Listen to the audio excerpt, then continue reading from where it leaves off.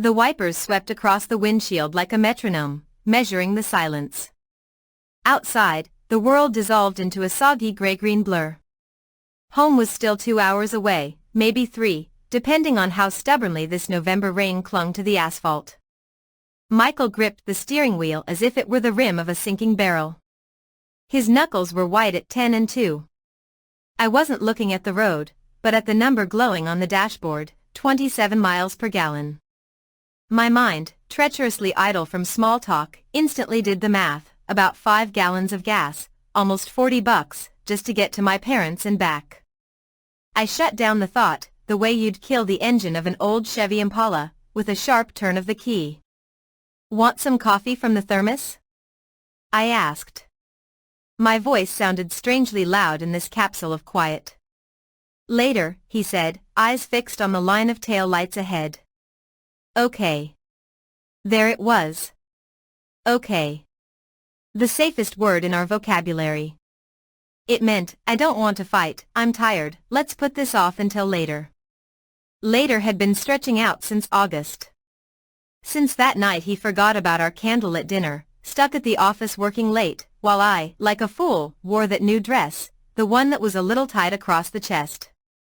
The candles burned down. The sauce congealed. And the desire, it just quietly curled up in a corner, as if it had gotten cold. I stole a glance at his profile. Familiar to the point of pain, down to the mole by his temple. His jaw was clenched.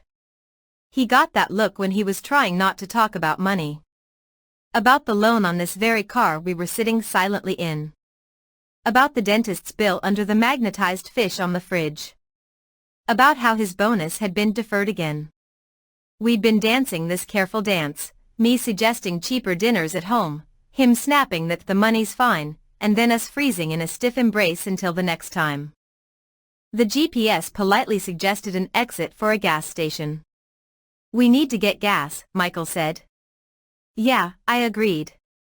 A pause, sticky as taffy. How much is a gallon now, he asked, pretending it was just casual curiosity.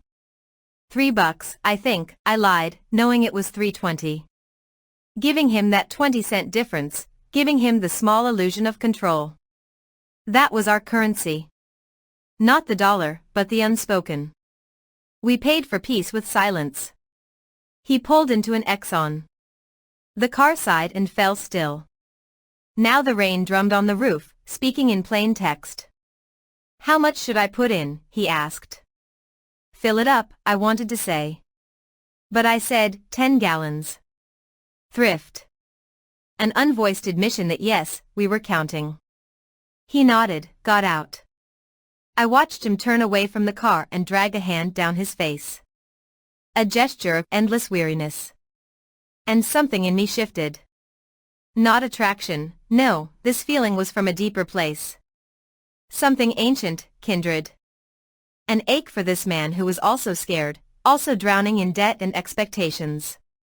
He got back in, smelling of gasoline and cold air. Ready? Ready. We sank back into the rumble of the engine and the hum of the tires. But the silence inside was different now. It wasn't empty, it was overcrowded. Swimming in it, like fish in a tank, were all our unspoken fears. What if I lose my job? What if we never save enough for a kid? Why don't you look at me that way anymore? Remember how we kissed in the back seat of that old Honda Civic? Do you feel like we've become roommates, too? I suddenly realized we weren't silent because we had nothing to say. We were silent because there was too much to say. And the first step out of this mire was terrifying. More terrifying than the quiet. I took a deep breath. The air smelled of stale coffee and his cologne. Michael. I'm scared, I said softly, looking into the darkness outside. He didn't answer right away. The car rolled on another 100 yards, tires thumping over the seams in the pavement. Of what, he asked, and his voice held no challenge. Only vulnerability. That everything's going to fall apart. Us. The money. Everything. He swallowed. I saw his Adam's apple bob in his throat. I know, he whispered. And it wasn't don't be silly. It was I know. Complicity. I bought that dress in August, not for the dinner. So you'd look at me. Like you used to. A traitorous, hot tear rolled down my cheek. I didn't wipe it away. He hit the turn signal and pulled onto the shoulder. The engine died. Now we were surrounded only by the sound of the rain and our own heavy breathing. He turned to me. It was dark inside, but the headlights of passing cars flashed across his face, bewildered, tired, familiar. I came home late that night because I was scared, he said, his voice rough. Scared I couldn't give you that kind of life.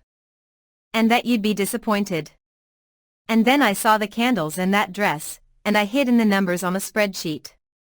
I was ashamed. I took his hand. It was cold. I pressed it to my cheek, to my tear-wet cheek. We're drowning so stupidly, I said. Yeah, he leaned in, and his forehead rested against my temple. Not a kiss. Not passion. A brace. A support. I'm sorry. Me too. We sat like that for a minute, then another.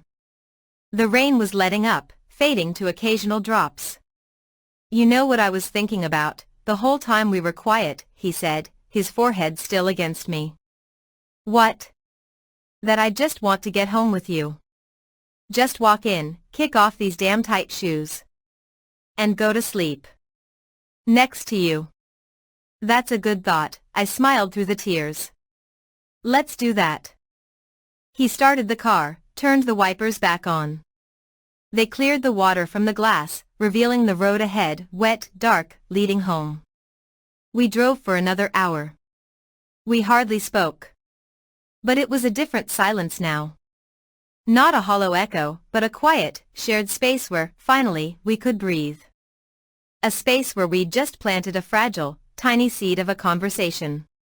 And everything else, the money, the kisses, the kids, we'd figure it out. Later. Not in the car.